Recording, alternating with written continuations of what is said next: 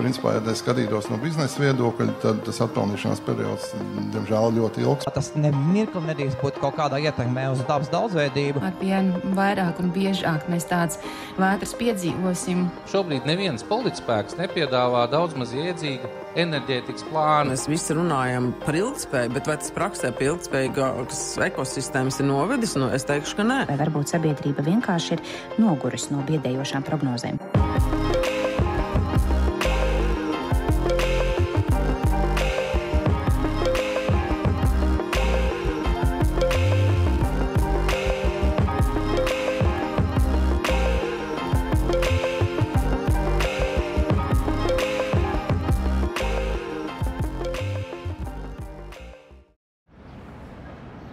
Domājot par ūdeni, pirmais, kas nāk prātā, ir vārds dzīvība. Bez ūdens mēs nevaram, taču atzīsim, mēs šajos platumgrādos esam ļoti izlutināti ar ūdens resursiem. Mēs to varam ieliet no krāna, nopirkt veikalā, kā piemēram šo pudeli. Tā ir atceļojusi no Alpiem, atstājusies sev milzīgu CO2 nospiedumu un ūdenim, kurš miljoniem gadu ir gulējis zemes dzīlēs, ir uzlikts derīguma termiņš. Vai mēs dzīvojam patērētāju sabiedrībā, vai mēs piepildām mūsu primārās vajadzības ar videi draudzīgiem risinājumiem, kā piemēram ielejot ūdeni no krāna, vai pērkam skaists pudeles, kurus ir atceļojuši no skaistām vietām, un domājam, ka tas ir veselīgi, dabai draudzīgi un ar pievienoto vērtību. Ir dažādi veidi, kā nonākt pie ūdens. To var iepildīt mājās, var nopirkt veikalā. Un arvien biežāk mēs redzam šādas te instalācijas, kur to var dabūt arī pilsētā.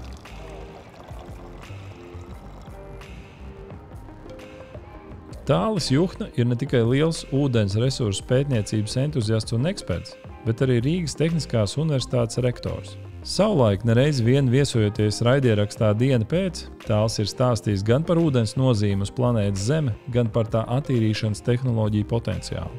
Paaugstinoties temperatūrai, tur, kur ir karsti, paliek karstāk un ūdens paliek mazāk. Un tas ir, ja pastāst mums uz karti, tad, protams, tur pie ekvatora un uz augšu, kur ir viss siltāk, tur vislielākās problēmas, un tur tās problēmas pieaugs, kas savukārt radīs vispārējās no tā izvietošās sekas. Ja? Tad gan bats, gan arī, protams, ekonomikas bremzēšana. Tas saistīts ar to, kas notiek karstajās zonās. Kad mēs skatāmies vairāk uz ziemeļiem, tad tur notiek pretējais. Lietus ūdens daudzums varbūt viņš netik būtiski mainās, cik mainās viņa regulātāte. To mēs arī redzam, palielinās plūdu skaits. Un tas savukārt ietekmē arī pilsētu ikdienas dzīvi, kaut vai tas, ko mēs Latvijā šeit redzam.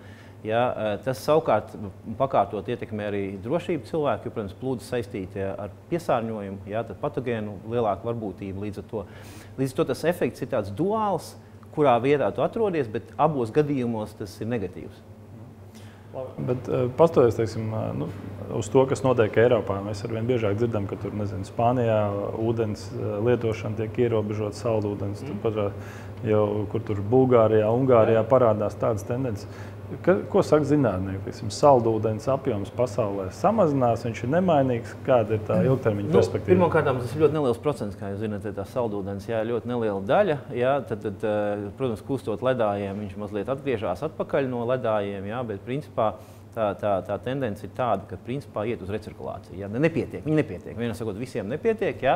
Un iet uz to, ka principā aizvien jaunākas tehnoloģijas tiek izmantotas, arī izmantojot mākslīgo intelektu, sensorus, visu, lai varētu kontrolēt kvalitāti, bet principā iet uz recirkulāciju. Tā ir tā absolūtā tendence. Ja? Tā kā notek ūdens, tiek izmantots kaut kam vēl. Tas ir tas top, kas notiek. Protams, paņem Singapūru kā piemēru, tur izmanto arī dzeramā ūdens sagatavošanā, bet lauksaimniecībā, piemēram, ja, pārtikas atkritumu, teiksim, tu izņem ārā tos pārtikas atkritumu, ūdeni atgriez atpakaļ un laisti. Tad viss šis te cikls tiek noslēgts. Kad mēs te stāstam ar studentiem, strādājam par to noslēgtā cikla tehnoloģijām, tā ir nākotne. Bez tā nekur neies. Un līdz ar to visi domā, ka, vai mēs paņemam no jūras, atsāļojam viņu, kas savukārt ir iespējams tad, ja ir daudz enerģijas, tas nozīmē, to var darīt siltās zemēs, kur daudz, teiksim, tur naftas, ja, bet tas atkal nav ilgspējīgi, ja, vai saules baterijas izmanto, lai varētu attīrīt, vai arī recirkulēt. Šīs tendences ir absolūti viennozīmīgas. Tā kā atbildi tāda, jā, visiem nepietiks. Vai šajā te problēmas ietvarā, ka visiem ūdens nepietiks, ko tas varētu nozīmēt mums Latvijā? Tas nozīmē īstenībā no vienas puses arī iespējas, patiesībā, jo mums šī ūdens resursi ir pietiekami. Ja mēs runājam par pazemes ūdeņiem, tur 500, tādi pirmie aprēķini 500,000 kubikmetri dienā ir pieejamie resursi Rīgā vien. Tad 500,000 kubikmetri Rīgā vajag tur, teiksim, 100, 200 varbūt tūkstoši, ja, līdz ar to, principā, resursi ir pieejami. Jautājums, kur viņi atrodas, kā viņus paņemt.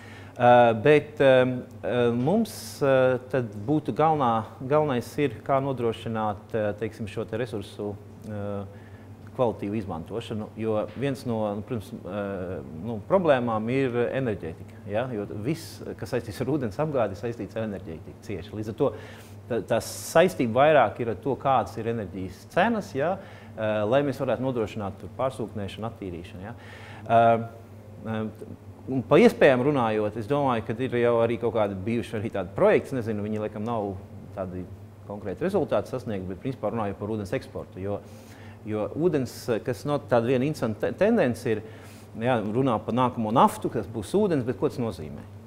Principā pārsvarā ūdens apgādes uzņēmumi pasaulē ir valsts vai pašvaldība. Tas, ko rāda prognozes, kad aizvien jauni investori parādās tieši ūdens sektorā. Ja, tad tur es varbūt precīzi nepateikšu, kādas tās prognozējamās investīcijas līdzīgi tā kā pusvadītājos rēķini. Tad nākamais ir, kur rēķina ir ūdens apgādes, vispār ūdens sistēmā, jo tas nav tikai dzeramais ūdens, tas ir pārtika, tā ir enerģētika. Ja? Un tas, kas ir interesants, ir, ka tas sāk palikt ļoti interesanti arī privātām kompānijām no investīcijas viedokļa. Tad, protams, tev jānodrošina pamat vajadzības, bet ap to, kā mēs te runājām, jaunas tehnoloģijas, ja, būs vajadzīgas recirkulācija. Un privātie to redz kā milzīgu investīciju. Un tad tur ir vesels konsorcija, lielie uzņēmumi, nereklamēšu nevienu, bet pasaules milzīga uzņēmumi, kas jau veido savus investīcijas fondus, jo zina, pēc 10 gadiem tā būs milzīga peļņa. Kāds pērk bitcoins, kāds pērk ūdens uzņēmumu? Jā, tieši tā, investē ūdens uzņēmumos, vai arī uzņēmumu, kas saistīti ar ūdens apstrādi. Ja? Tad viņi piedāvā kā servisu. Ja jau ūdens varētu kļūt par tik dārgu resursu, varbūt man ir vērts visu akcijās ieguldīto naudu tagad pārmest uz ūdens saimniecības uzņēmumiem. Par šo tematu izvaicāja aktīvu pārvaldītāju, kurš ir viens no Latvijā lielākajiem ekspertiem ieguldījumu jautājumos, Andreja Martīnova no ANVL Asset Management. Cilvēki ir sapratuši, ka ūdens ir nākotnes zelts, vēl līdz tam neesam nonākuši. Es domāju, ka cilvēki vēl nav sapratuši. Es arī no sava redzes punkta visticamāk arī to vēl neesmu sapratis, jo es arī paskatījos, ka mūsu tāda ieguldīšanas universa vai tāda visumā, tā aktīvu klase principā diezgan vāji pārstāvēta. Un es arī padomāju par iemesliem, kāpēc tā varētu būt. Un izskatās, ka gan šobrīd, gan arī uz priekšu tā dzeramā un saldūdeni apjomi un tas nepieciešamība pēc tiem apjomiem, viņi atšķirsies atkarībā no reģiona, jo, ja mēs tagad iedomājamies, ka, pieņemsim, Latvijā būtu uzbūvēti kaut kādi lieli biznesi, ja, kuri nodarbotos šajā jomā, es domāju, ka pēc tās vētras, kas bija augustā, ja, pavisam nesen, viņi visticamāk vai ciestu lielu zaudējumus vai nobankrotētu. Savukārt, ja mēs paskatāmies reģionos, kur šobrīd pat varbūt tas nepieciešams apjoms ir pieejams, ja, viņš tā kā limitēts, bet pieejams, tad visticamāk ar to klimata pārmaiņu tā var rasties tāda situācija, ka būs nepieciešams pēc papildus. Tas būs dēļ tā, ka paliks klimats sausāks. To varētu ietekmēt arī ražošanas apjomu palielināšanu kaut kādā viena vai otra reģiona, jo ir daudz ražošanas un biznesa, kas patērē ļoti daudz ūdeni, ja, tur tehnoloģiski tagad neiedziļināšos. Protams, ka demogrāfija to ietekmēs. Ja. Bet tā kā tas visas lietas, ja mēs šobrīd paskatāmies uz globusu, uz totāli tā kā karti, tas ir atkarīgs no reģiona, no ģeogrāfijas, jā, ir vietas, kur tā liela koncentrācija, gan demogrāfijas attīstība, gan ražošana, gan arī klimata pārmaiņas, jā, un pie tam gan uz to sausaku, gan uz to mitraku pusi, kā mēs to jūtam. Līdz ar to es pieņemu, ka tās pieprasījums un tā biznesa nišas un iespējas būs atkarība no reģiona, no vietas. Bet kas vēl man nāk prāta par šo, ka, ja mēs vispār paskatāmies vēlreiz to pašu no Google Map, teiksim, un uz augšu, no kosmosa, tad mums ļoti daudz saļa ūdeņu tā kā krājumi, ja? Un šeit ir skaidrs, ka tā tehnoloģija, kā padarīt viņu par dzeramu ūdeni, viņas ir un droši vien kā attīstīsies. Un tikai visticamāk tas enerģijas apjoms, cik ir jāpatērē, lai tur no 1 litra jūras ūdeni padarīt par dzerama ūdeni glāzi, ja? Tikai tas arī ietekmēs to cenu. Ja? Un no šī viedokļa, kad es domāju par šo, tad tas secinājums, ka jāskatās lokāli, globāli visticamāk tā nebūs. Un plus jāpatur prātā, ka varbūt tu vairāk varēsi nopelnīt, un tomēr nevis pats ūdens būs tas globāls un ēsets vai kaut kāds resurs, kas ietekmēs daudz ko globāli. Bet tomēr enerģija, ja? Jo no enerģijas tu vari ļoti viegli salīdzinoši, ja, tu ūdeni saražot. Es zinu, ka ikdienas man ir jāpatērē noteikti litri ūdens. Un, lai man palīdzētu to izdarīt, izrādās eksistē pat vairākas mobilās lietotnes. Mēģināsim atrast datus par ūdens patēriņu Latvijā. Klausies. Nav tik slikti. Vidējais Latvijas iedzīvotājs dienā izdzer aptuveni 1 litru ūdens vai pat mazāk. 54% Latvijas iedzīvotāji neuzņem pietiekami daudz šķidrumu, kas ir aptuveni 2 litri dienā. Šos datus ir apkopojusi Beno aptieka. Tā.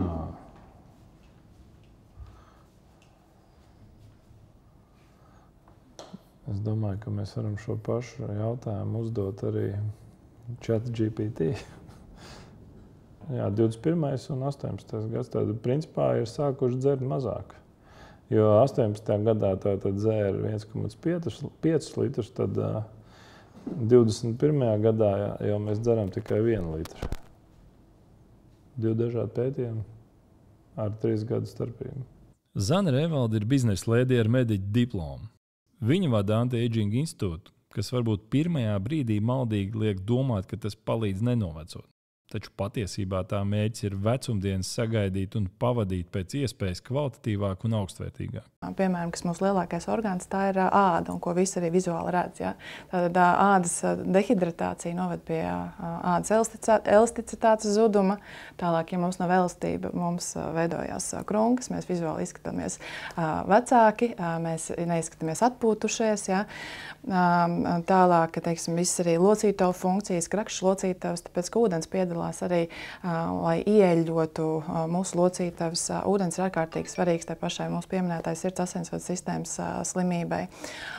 Ūdens piedalās visu barības vielu transportēšanā organismā un arī šūnu līmenī, detoksikācijas procesos. Ja mēs nevaram nemaz attīrīties no tiem blakus produktiem, kas rodās no piesārņojuma, no uztura, no visa, ko mēs ikdienā patērējam, kas ir ap mums un nepieciešams ūdens, lai mēs to izvadītu. Smadzenes, kas ir ārkārtīgi svarīgas. Smadzenes vispār sastāv 70% no ūdens. Tad lielākā daļa, 30%, ir tikai cita masa, un viņas vienkārši nestrādā. Tos kognitīvās funkcijas ir apdraudētas, ja tu nedzer ūdeni. Tiešām cilvēki, es viņus arī nesos par pacientiem, un šeit nāk gan pacienti, gan klienti, par maz lieto ūdeni, un to mēs ievērojam te visiem. Mēs pat liekam ģērbtuvēs, mēs liekam atgādinošus uzrakstus, kad neaizmirstam padzerties ūdeni. Pēc procedūrām mums visur blakus stāv karafe ar ūdeni. Mēs vienkārši mērķtiecīgi uzreiz izsniedzam ūdeni. Ir arī virkne dažādu procedūru, kuras nevar noritēt, kur aparāti ir tik gudri, piemēram, kur jālīmē elektrods, ir kaut kāda tāda procedūra. Aparāts rāda, ka šī procedūra nav veicama, jo klients ir dehidratēts. Ja? Tad, ko mēs darām? Mēs apturam procesu, nosēdinam to cilvēku, noliekam viņam 2 glāzes maz ūdeni, viņš padzerās, tad mēs ejam atpakaļ. Ja? Un turpinam procedūru. Jā, tā ir tiešām problēma. Un tad vēl ir arī tie, kam es saku, bet es to ūdeni nevaru dzert, jo man viss pamsta, un tad man ir ūdens aiztur, es jūtos tāds smags, un mēs, piemēram, veicam bioimpedances izmeklējumu. Tas ir tāds izmeklējums, kur nosaka ķermeņa kompozīciju, cik ir muskuļu masa, cik ir tauku masa, cik ir ūdens, un tad tur parādās, ka ir šķidruma aiztur. Redz, man ir šķidruma aiztur, bet tas veidojās tieši no tā, ka šis šķidrums tiek uzņemts par maz, jo organisms ir gudrs. Viņš viņu aiztur, jo viņš zina, ka viņam ir jāglabā rezerves, jo viņš netiks dots pienācīgi. Ja? Tā kā tās arī ir lietas, kas ir jāskaidro. Tā būtībā tas, ar ko mēs ļoti daudz ikdienā nodarbojamies, tāpēc mēs esam institūts, mēs vienkārši runājam ar cilvēkiem, mēs viņus izglītojam, un patiesībā pat, ko izglītojam, tas viņos ir, viņi to zina, vai viņi to nelas, vai viņi to nedzird, bet celt ārā šo kā būtisku faktori, pie kā ikdienā vienkārši ir jāpiedomā. Kamēr kolēģi nav uz vietas, inspicēsim nedaudz, kā mums veicās ar šķidrumu uzņemšanu. Vai kur te ir iesākts ūdens, tur ir kaut kas bišķi enerģijai noslēpies, kafijas krūzītes, vēl kāda ūdens krūze.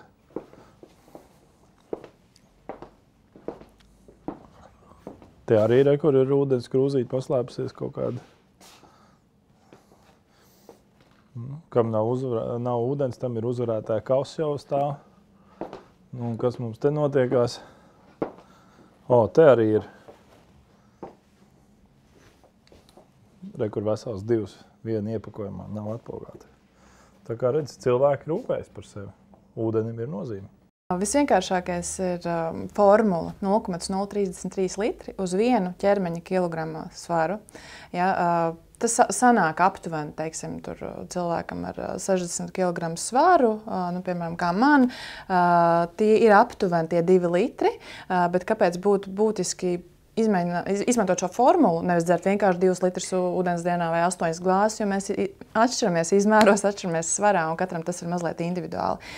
Kā viņu lietot, ja tur kāds dzer istabas temperatūrā, kāds augstu, kāds pieliek citronu, tas jau varbūt ir gaumas jautājums, vai kādam trūks kaut kādi mikroelementi klāt. To arī var darīt. Var pat izmantot kaut kādus ūdeņus arī ar garšām, bez saldinātājiem, bet galvenais to ūdeni dzert un uzņemt. Uzsvars ir jāliek uz izglītības iestādēm, ir jāstrādā ar bērniem.